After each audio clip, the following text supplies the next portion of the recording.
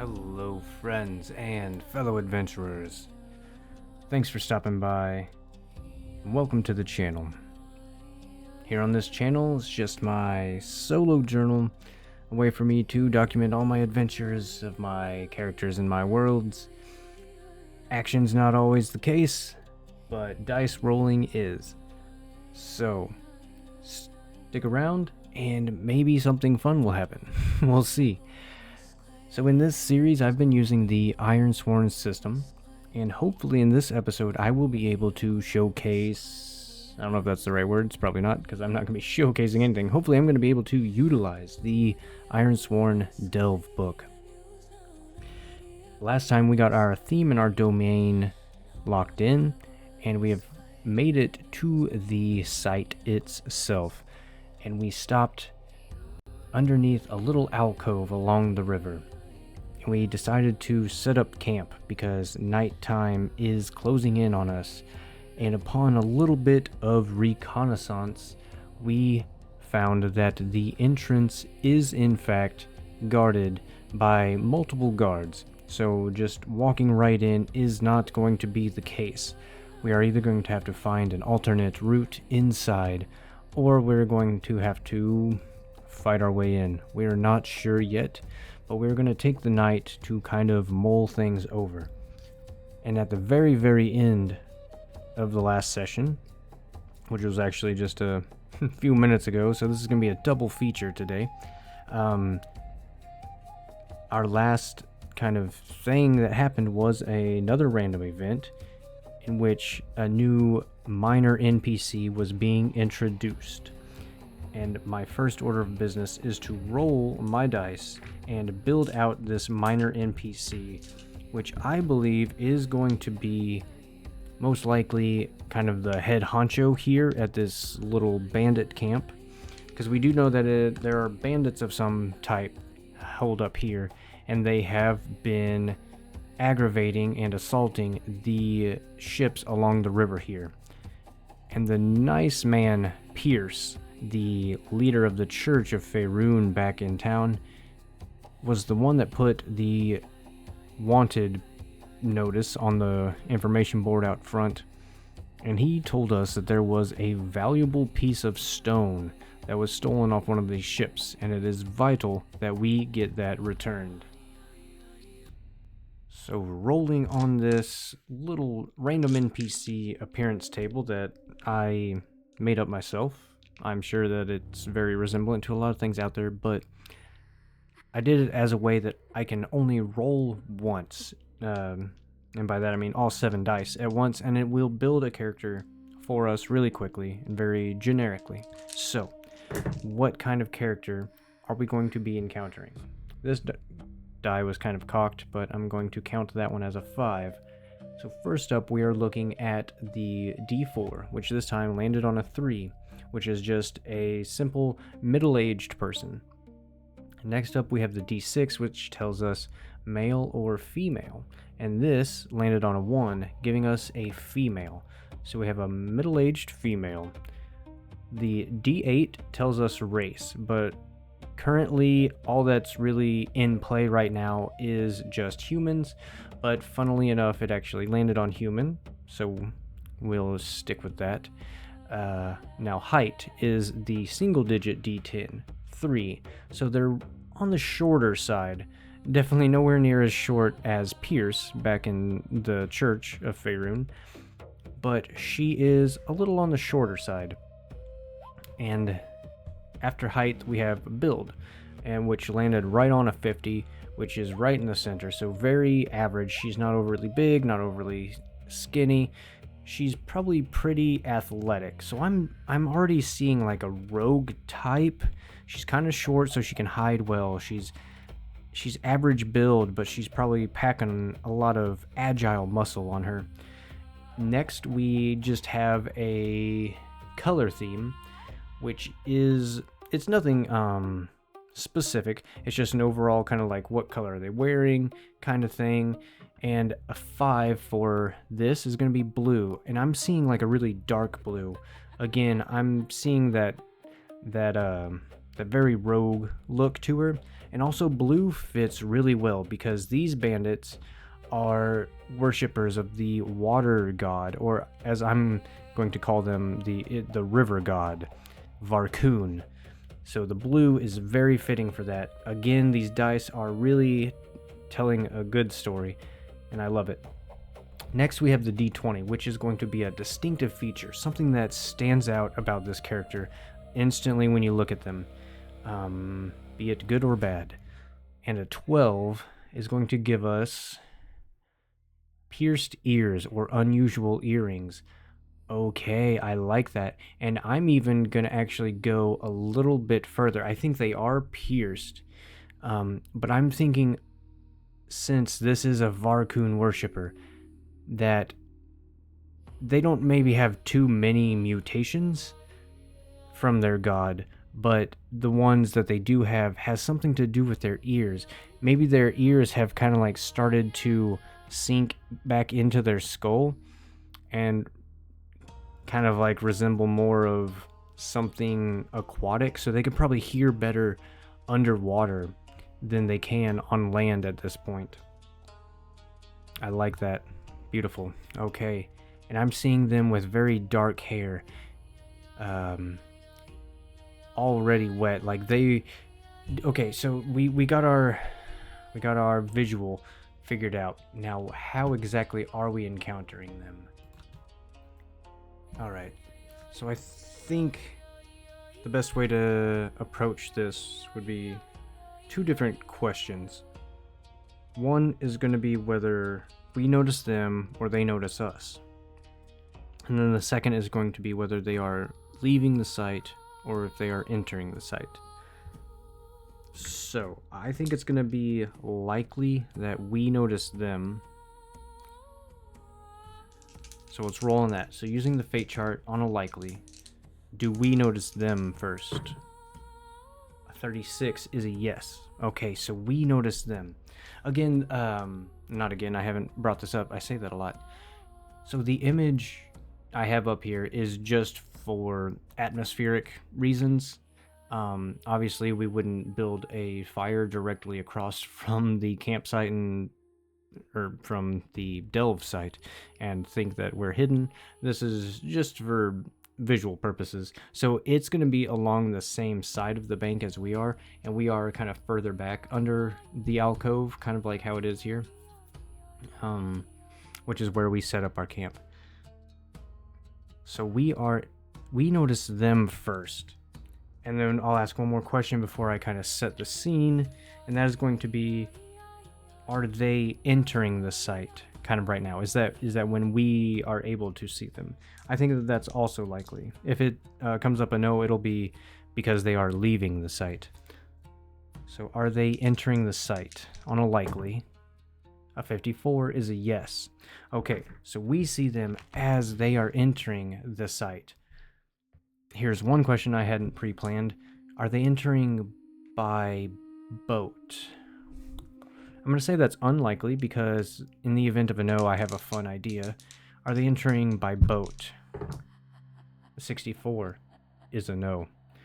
The reason they are not entering by boat is because they are entering by water. They are swimming. And that is, I think, how we notice them.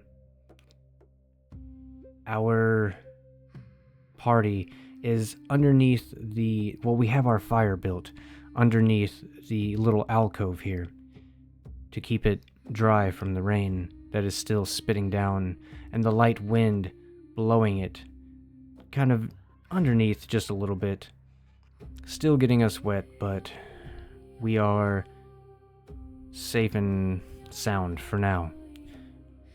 But forgive me, I had to sneeze. That's the downside to not editing these videos. But we are taking turns kind of looking out as we are spending our time resting. And let's see, whose watch is it that they notice? We'll say highest number is who's on watch. That is going to be Jindel. Okay. Sabian and Cantania are near the fire. I think Katsuro followed her out by the water, and Jindel's watching downstream to where the ruins are setting. We are waiting for these guards to either change shifts or vacate the area at all. We need to get into this entrance and find this missing stone. And upon Jindel's observation, she sees something from the water. Something rippling underneath. Hardly noticeable. It took her a minute and a lot of squinting to even see through, and the only reason she did was because the clouds happened to part just long enough to let some of the moonlight through. Seeing the ripples piercing the water directly towards the ruins, and she sees this figure emerge from the water. Black as night from what she can see. The dark blue is what we know. It appears to be a woman. She expected maybe a fish or some type of creature to come out of the water, but it's not. It's a bipedal humanoid. And she makes her way right up, because at this point the water is still rushing in to the entrance of this site, but it's only about shin deep. And for this woman, she's shorter. It's a little bit above her knees. She approaches, and the guards just kind of part as she makes her way inside. Do any of the guards follow her in? I think that is very likely, because I think this is going to be our chance to go in. Very likely. Do the guards kind of follow her in? I'm thinking so. I'm going to say nearly certain. I'm bumping this up because I'm seeing that this is their leader, and they were maybe more or less waiting for her to return here in the nighttime. A 55 F yeah, because that is a random event, so they do follow her inside, which means this is our time to strike. What would a random event be? Should I roll on a focus table? Yes, because I don't have any obvious idea what the random event would be. We just settled a random event. But I love random events, and I'm not going to question the dice gods. Not today. So, our random event focus table, where'd it go? There it is. That's what I get for minimizing things. Alright, what is our event focus? Again, I need to switch the major and minor NPC numbers, just in case that's what comes up. A 95. Ooh, what is 95? Is a thread revelation. Okay. Which means we need to roll on our threads list, which is something we have not touched on in a minute. So I'm going to pause the video real quick and get that cleaned up so you don't have to watch me do that boring stuff. So with our adventure list updated, let's roll to see which thread there is a revelation for. Which just means we're either figuring something out about it or it's incorporated somehow with what's going on. And it looks like we're just rolling a straight up D10 and finding out whatever we can. I really hope it comes up Caravan, because it's kind of the most likely link, but it is not. It is the Pale Stranger. Ooh. The Pale Stranger, for anybody that doesn't know, I'll quickly explain, is just basically the man that turned Sabian into a vampire many years ago, and she knows nothing about him. It was during a shipwright on her way here from the old world hundreds of years ago, because she is old, though she does not look it, and she doesn't act it either, just because of the events that happened. Regardless, this is going to have something to do with the Pale Stranger. Ooh, I like that, but just exactly how? So it's a random event. Doesn't mean it has to happen right this second, or does it? I think we can make that happen. Jindel sees the woman come out of the water and make her way into the ruins. She knows this is her time. She looks down at Katsuro and says, "Come on, buddy. Let's go get the others." And she makes her way back over to the camp, which is just right next to her. And she doesn't, the others aren't sleeping. Tell you what, is Catania sleeping? Is she at least attempting to get some rest? I will say 50-50.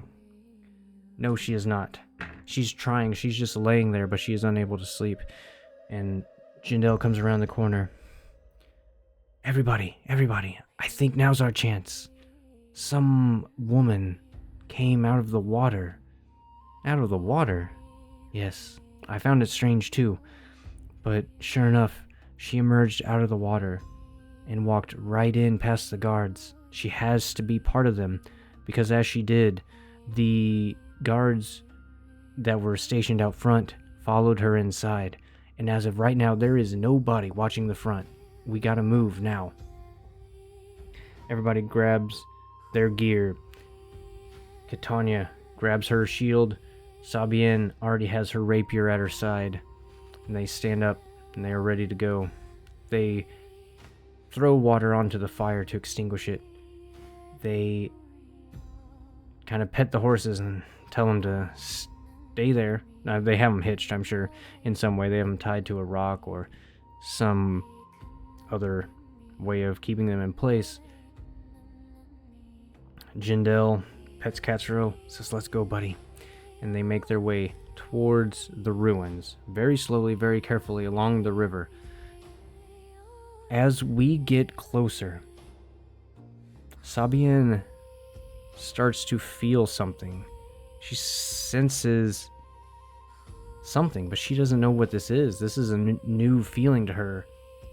Some strange, like, almost vibration coming from somewhere inside her skull. That's the only way she can even describe it to herself. And she kind of stops for a second. Catania takes notice. "Sabienne, are you alright?" "Yeah, I'm fine. There's just something strange going on. But I'm fine. I can keep going. Let's go." And we move closer to the entrance. Okay, now let's begin delving, I believe. Finally. Jindel with her hood up and Katsuro at her heels. Nacrid tucked away safely in her backpack. She has her arrow knocked on her bow and her bow down in front of her. She is following behind Catania, who is led by Sabienne. We are stealthily making our way along the bank of the river and up to the entrance. The rain beginning to come down even harder now. Droplets running off of our hood and down our cloak. We do our best to keep our eyes up and help Sabienne look in front of where she's going. But we have to trust Sabienne. It's our only choice at this moment. Staying low and quiet, we make our way to the entrance. And we enter the opening of the cave. The cold river water up to our shins, filling in our boots. Already the feeling of soggy, damp boots before even seeing our first room. What lies in front of us as we enter? So we roll our D100. And I think in the future I'm going to buy the theme and domain cards, so I don't have to flip through the book for this. But basically, we roll to see the features. Now, you don't have to. You can decide on your own what exactly would make the most sense as to where you're going. But I really like things to be random, and I want to plunge myself into how this works. So let's go. I think we just roll a D100, which gives us a... that would have been a 60. 0. I get way too many cocked dice. Maybe I need to use a different dice tray. Regardless, a 60 is going to put us on the domain table.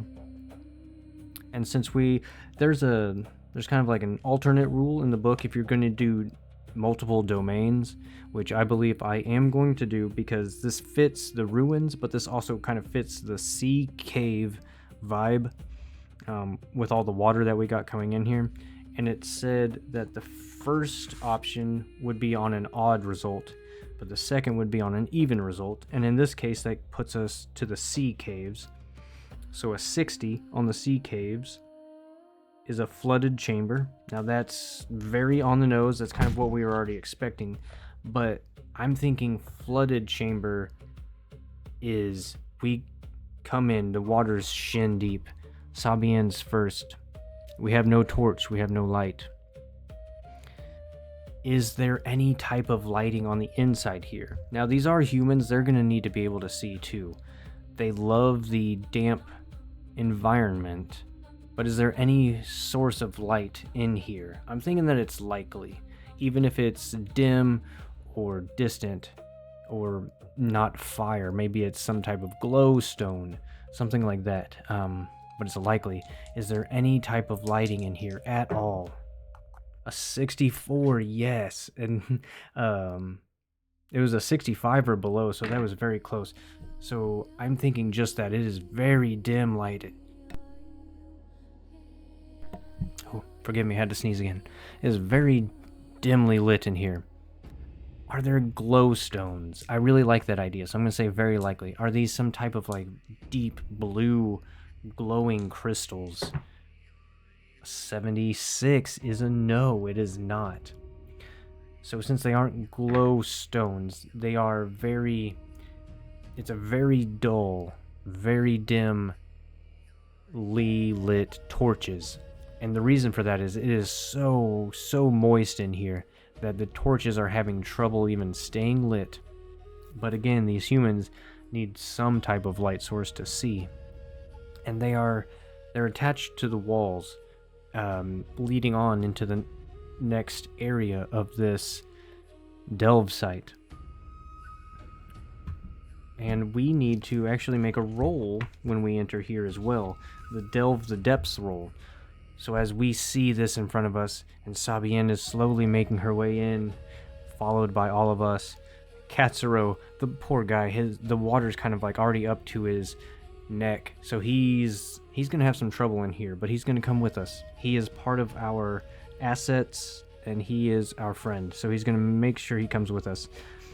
But delve the depths, we are rolling with stealth, so it's gonna be plus shadow, and I'm only gonna roll from Jindel's point of view, again, because I'm really only trying to play as Jindel, but the other members of the crew are going to influence parts of the story, of course.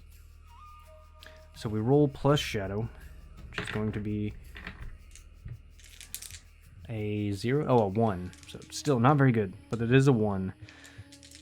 As we enter our first, wowee, man, holy.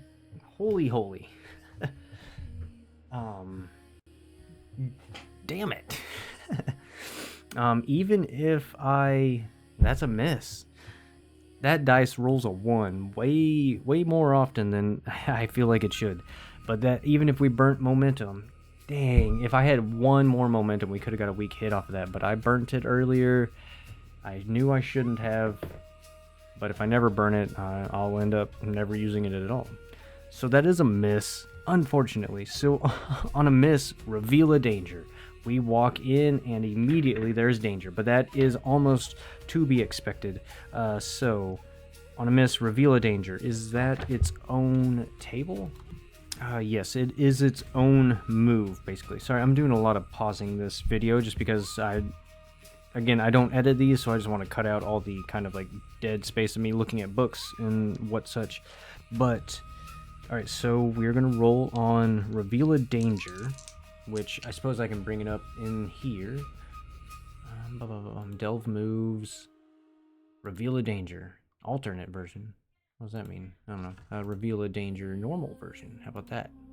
I know you can't really see it on my stream anyway because I don't have the font large enough, but I do have it brought up there. And we roll a D100 to reveal a danger as a 10, which is going to put us on check the theme card. Now again, this is the reason I need to get the theme cards myself, so I don't have to keep flipping through the book. But our theme card is Ravaged. So now we roll on the dangers of the theme card. which doesn't check the theme card. 1 through 30. Well, we only have 30 options on the theme card, and the others are on... Huh. What the hey? And it only goes up to 45. Am I missing something? Ah, hold on a second. Okay, apparently I do roll the D100, and then if it happens to be over 45, then I refer back to the reveal a danger table. It's I don't know, it's whatever. So, okay, we'll roll our D100, and it is 53, which is over the 45, so we don't even need to look at the theme card. That's kind of silly that they... Or unless my original... Okay, maybe... Here, let's do that instead. Check the theme card. And then... Everything... Okay. I think I'm getting this. I'm understanding it a bit more. I was making it more complicated than it needed to be. We rolled a 10 originally, which we just immediately go look at 10. We don't re-roll. We just look at what 10 would be on the dangers table of the domain card. I'm sorry, the theme card. And a 10 is an imminent collapse or destruction. Well, crap. Okay. It's not necessarily a collapse or a destruction, but it does kind of fit into what I had in mind. So the water is rushing in here, and it is raining very heavily.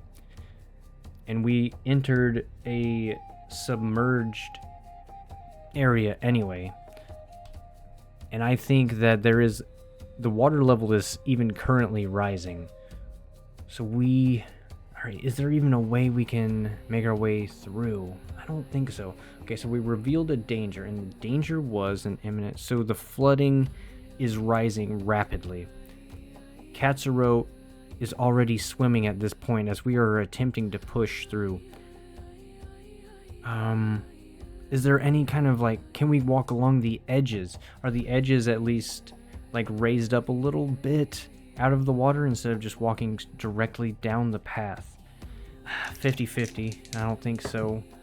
27, yes. So the edges give us a little bit of footing, so we're not having to swim. Katsuro, however, is not so lucky. He is kind of have to do the dog paddle as he's following us. And we make our way up to the torches. And nobody in this current area. They must have moved on deeper into the delve. So meaning we were unable to even mark progress on this first area of the dungeon. And I think if we don't find something beneficial in this next room, if this next room is another huge bust for us, we're going to have to pack up and just get out of here. And as it is right now, we're going to have to swim because, again, the water level is still rising. So if for some reason these ruins go even deeper down, we're in trouble. And we're going to have to back out. I would say remove any progress, but we've made 0 progress thus far. So let's delve the depths one more time, risk the dice, and we are still being stealthy. So we press on with our exit slowly closing in behind us, closing up behind us.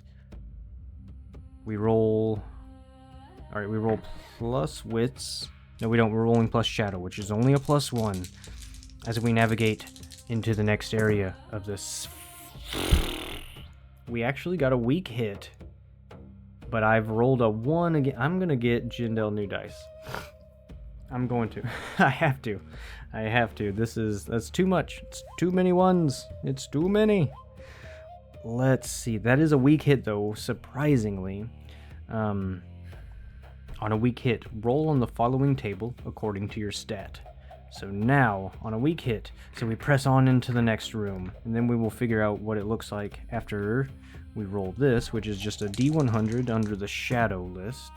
Ooh, a 100. Mark progress twice, but reveal a danger. Interesting.